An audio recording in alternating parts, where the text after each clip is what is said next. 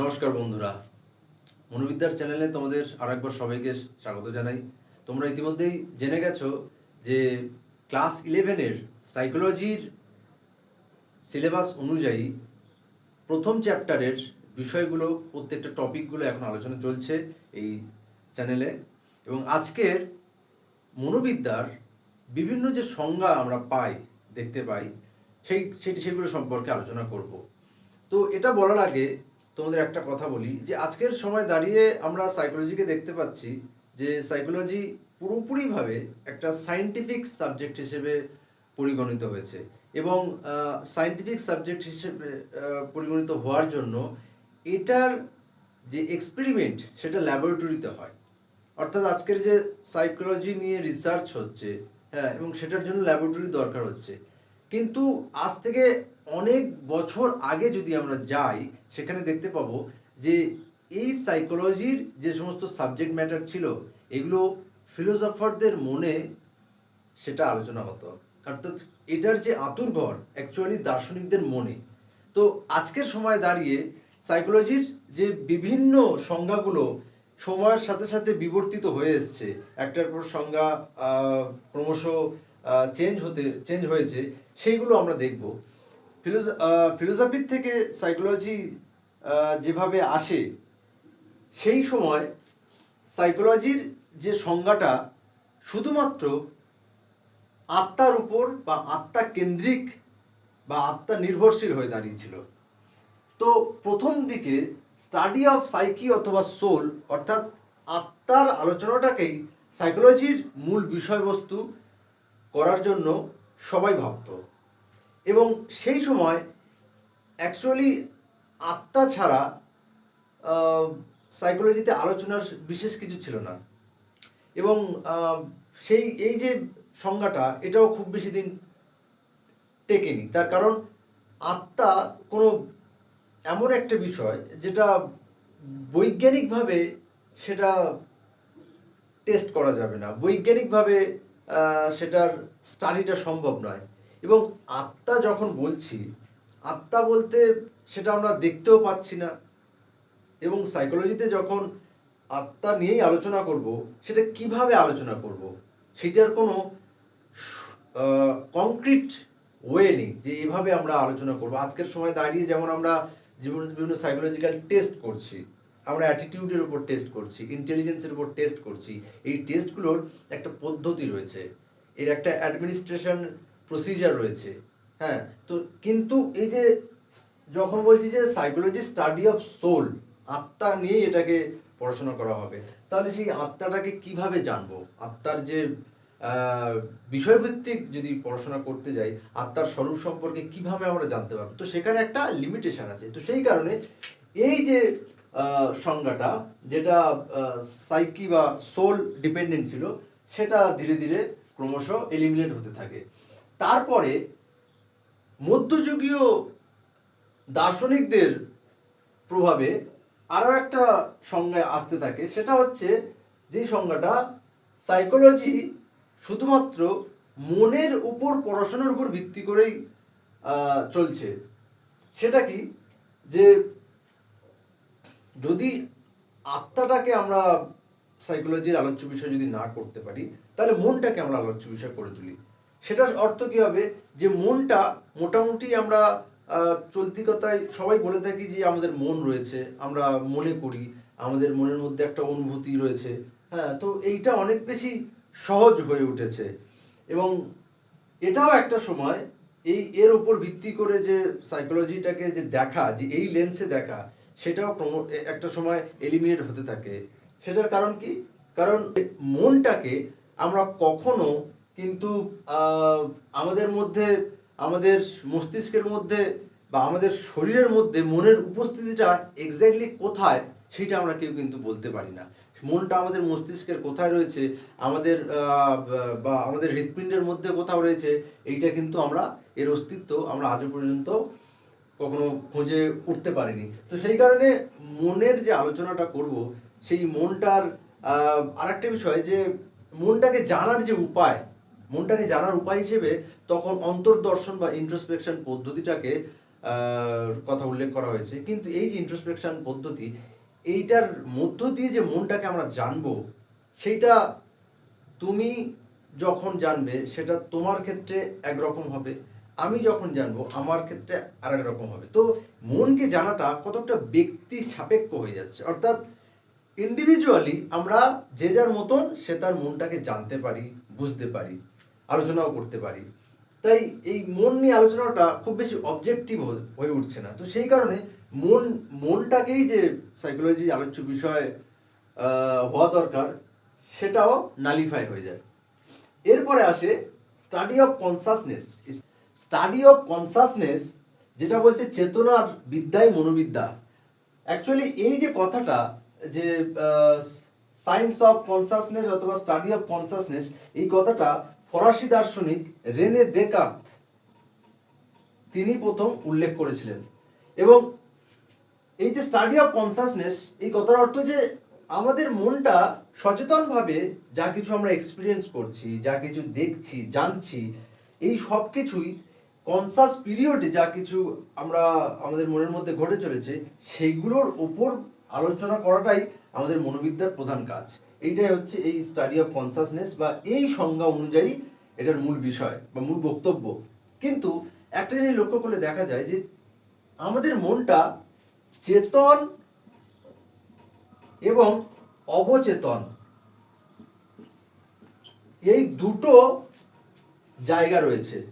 আমরা দেখতে পাবে তোমরা যে আমরা এই যে এই সময় আমি যে কথা বলছি তোমরা শুনছো ওপার থেকে, তো আমরা কনসাস রয়েছি, আমরা অ্যাওয়ার রয়েছি, আমাদের মেন্টালি কিছু প্রসেস চলছে, আমরা ভাবছি, আমরা শুনছি, আমরা অ্যাটেনশন দিচ্ছি এখানে। তো আমাদের এই সময় আমরা চেতন রয়েছি। কিন্তু কিছু কিছু সময় আমাদের অবচেতন স্তরেও আমাদের মনটা পৌঁছয়। সেটা কখন? যখন আমরা বলতে পারি ঘুমিয়ে আছি, হ্যাঁ, বা কিছু কিছু এমন সময় যখন আমরা পুরোপুরিভাবে অ্যাটেন্টিভ না কোনো কিছুতে। তো অবচেতন মনেরও একটা স্তর রয়েছে, যেটা অ্যাকচুয়ালি তোমরা জানবে পরে সাইকো অ্যানালিসিসে।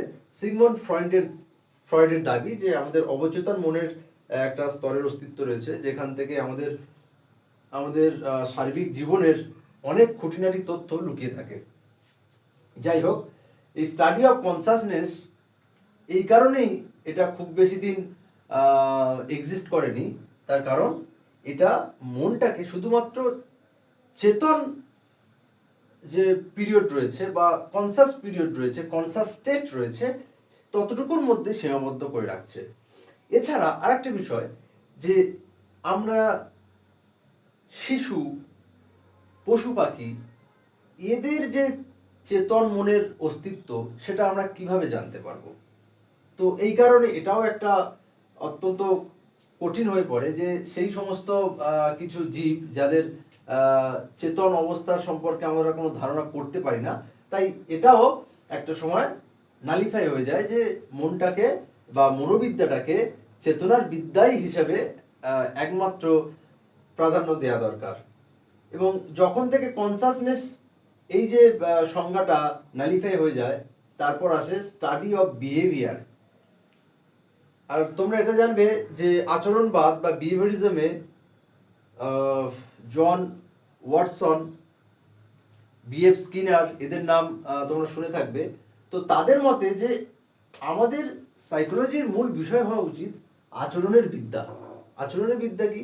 কারণ আমরা যা আচরণ করছি, যেভাবে ব্যবহার করি, যেভাবে আমাদের প্রত্যেক দিনের জীবনে আমরা বিভিন্ন কিছু করছি, আমরা শুনছি, জানছি, হ্যাঁ, সেগুলো যেভাবে করছি সেইটা নিয়েই আলোচনা করাটাই মনোবিদ্যার প্রধান অংশ হওয়া উচিত। তো এই আচরণের উপর, শুধুমাত্র বিহেভিয়ারের উপর ভিত্তি করে যে সংজ্ঞাগুলো তৈরি হয়েছে, সেটা এই স্টাডি অফ বিহেভিয়ারটাকে রিফ্লেক্ট করে। এবং এখানে এই আচরণের বিদ্যায় যে মনোবিদ্যা, সেটাও একমাত্র মনোবিদ্যার সংজ্ঞা হিসেবে কিন্তু বেশি দিন থাকেনি। তার কারণ যদি আচরণের বিদ্যায় শুধুমাত্র মনোবিদ্যার বিষয় হয়, সেক্ষেত্রে মনের যে আরও অন্যান্য যে দিক, যেমন এটা ইন্ট্রোস্পেকশন মধ্য দিয়ে যেতে পারে, বা এটার যে চেতন মন রয়েছে বা অবচেতন মন রয়েছে, এগুলো সম্পর্কে কোনো বিশেষ ধারণা কিন্তু এটা দিচ্ছে না বা দিতে পারছে না। তো সেই কারণে আচরণের বিদ্যায় মনোবিদ্যা যদি হয়, সেক্ষেত্রে এটা সম্পূর্ণ মনোবিদ্যার সংজ্ঞার মধ্যে আসছে না। তো এখানে আমরা দেখতে পাবো যে এই যে উপরোক্ত স্টাডি অফ সাইকি অথবা soul, study of mind, study of consciousness, even study of behaviour, হ্যাঁ, এইগুলো কিন্তু কোনোটাই সম্পূর্ণরূপে মনোবিদ্যার কি হবে সেইটার সংজ্ঞাটা কিন্তু দিতে ব্যর্থ হয়েছে। তো সেই কারণে এখন মডার্ন কিছু ডেফিনেশনস রয়েছে, হ্যাঁ, সেই ডেফিনেশনসগুলো আলোচনা করব। মডার্ন সাইকোলজির অনুযায়ী যে ডেফিনেশনসগুলো রয়েছে, সেগুলো বিভিন্ন ডেফিনেশন রয়েছে। তো আমি এখানে দুটো বিশিষ্ট সংস্থা, তাদের ডেফিনেশন এখানে তুলে ধরার চেষ্টা করছি, এবং এই দুটোর মধ্য দিয়ে বোঝানোর চেষ্টা করব যে সাইকোলজি বলতে আসলে কি বোঝানো দরকার। আমেরিকান সাইকোলজিক্যাল অ্যাসোসিয়েশন বা এপিএ একটা ডেফিনেশন দিয়েছে, যেখানে বলছে যে the scientific study of the mind and behavior encompassing everything from brain function to human actions, including development, mental processes, and emotional experiences, aiming to understand and help individuals, groups, and society function better through research and application. তো এই যে ডেফিনেশনটা, এটাকে breakdown করলে কি বোঝা যাবে যে psychology হচ্ছে এই মন এবং আচরণ, মাইন্ড এবং বিহেভিয়ার, এইটার একটা সায়েন্টিফিক স্টাডি, এটা বোঝা গেল। এবং এটা কোন জায়গাগুলো নিয়ে, কোন এরিয়াগুলো নিয়ে আছে, ব্রেন ফাংশন থেকে হিউম্যান অ্যাকশনস পর্যন্ত, অর্থাৎ ব্রেনের যে স্ট্রাকচার, সেই স্ট্রাকচার অনুযায়ী ব্রেন যেভাবে ফাংশন করছে, হ্যাঁ, সেই ব্রেনের ফাংশন, ব্রেনের যে বিভিন্ন ক্রিয়া প্রতিক্রিয়া, হ্যাঁ, সেই বিভিন্ন কার্যকারিতা, সেগুলোর থেকে শুরু করে হিউম্যান অ্যাকশনস, আমরা দৈনন্দিন জীবনে যেভাবে বিভিন্ন কাজকর্ম করে চলেছে, বিভিন্ন সাইকোলজিক্যাল অ্যাকশনস, যেমন আমরা আনন্দ পাচ্ছি, আমরা দুঃখ পাচ্ছি, আবার আমরা মনোযোগ দিতে পারছি, আমরা মনে রাখতে পারছি, কথা বলতে পারছি, কথা বুঝতে পারছি, এই সমস্ত ধরনের যে অ্যাকশনসগুলো, হ্যাঁ, সেগুলো করার মধ্য দিয়ে আমরা বেঁচে আছি, যেগুলো সেই অ্যাকশনসগুলো কিন্তু এর মধ্যে রয়েছে। এবং এই অ্যাকশনসগুলো শুধু এমন নয় যে আমাদের দৈনন্দিন জীবনে আমাদের যে বিকাশ অর্থাৎ ডেভেলপমেন্ট, আমাদের জন্ম থেকে শুরু করে মৃত্যু পর্যন্ত যে ক্রমবর্ধমান যে একটা গ্রোথ হয়ে চলেছে, এবং গ্রোথ শুধু না, সেটা ডেভেলপমেন্টও, আমাদের যে ম্যাচুরিটির দিকে যে আমাদের যে ক্রমশ আমরা প্রোগ্রেস করছি, সেই ডেভেলপমেন্ট কিভাবে হচ্ছে। এবং সেখানে আরও রয়েছে মেন্টাল প্রসেসেস, বিভিন্ন মেন্টাল প্রসেসেস, যেমন অ্যাটেনশন রয়েছে, সেন্সেশন রয়েছে, পারসেপশন রয়েছে, আর এছাড়া আরও যে অন্যান্য কগনিটিভ যে প্রসেস রয়েছে, সেগুলোরও আলোচনা এখানে রয়েছে।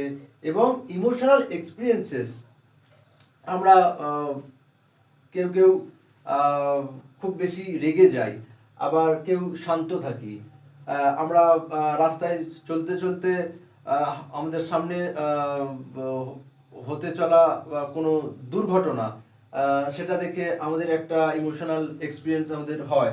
তো এই ধরনের বিভিন্ন ক্ষেত্রে, বিভিন্ন পরিস্থিতিতে যে আমাদের যে আবেগের যে বিভিন্ন অভিজ্ঞতা তৈরি হয়, হাসি, কান্না, রাগ, ক্ষোভ, দুঃখ, এই সমস্ত কিছু, এই যে এক্সপিরিয়েন্সেসগুলো এখানে অন্তর্ভুক্ত রয়েছে। এবং এইগুলো কেন রয়েছে, এই যে স্টাডিটা, এই মন এবং আচরণ, যেটা এই জিনিসগুলোকে ঘিরে রয়েছে, এগুলো কেন, এটা এই কারণে, to understand and help individuals, groups and society, এটা বিভিন্ন মানুষজনকে ইন্ডিভিজুয়ালি এবং গ্রুপ, বিভিন্ন সম্প্রদায় এবং সার্বিকভাবে সমাজকে এটা বুঝতে সাহায্য করা যে তারা কিভাবে বেটার ফাংশন করবে। এবং সেইটার জন্য আমাদের রিসার্চ এবং অ্যাপ্লিকেশন প্রয়োজন, গবেষণার প্রয়োজন, এবং আমাদের যে সায়েন্টিফিক নলেজটা, যেটা আমরা স্টাডি করছি, যা পাচ্ছি, যা গ্যাদার করছি, সেই নলেজটা আমরা অ্যাপ্লাইও করতে পারি।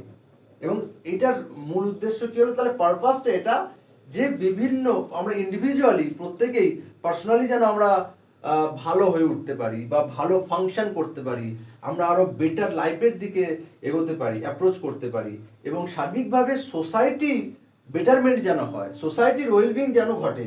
তো সাইকোলজিক্যাল যে ডেফিনেশন এখানে রয়েছে, যে ডেফিনেশনটা, সেটার উদ্দেশ্যটা এটা, এবং এটা সার্বিকভাবে একটা কথা বলছে এখানে। অন্যদিকে ব্রিটিশ সাইকোলজিক্যাল সোসাইটি কি বলছে দেখা যাক, যে the scientific study of people, the mind and behaviour, focusing on thoughts, feelings and motivations, using scientific methods like observation, measurement and testing to understand why people act as they do and address real world issues from mental health to education and justice. এখানে খুব বেশি আলাদা কথা বলছে না, তবুও যেখানে এখানে American psychological association study of mind and বিহেভিয়ারের মধ্যে সীমাবদ্ধ আছে, সেখানে ব্রিটিশ সাইকোলজিক্যাল সোসাইটি তার সাথে পিপলকে অ্যাড করে দিয়েছে, তোমরা দেখতে পাবে।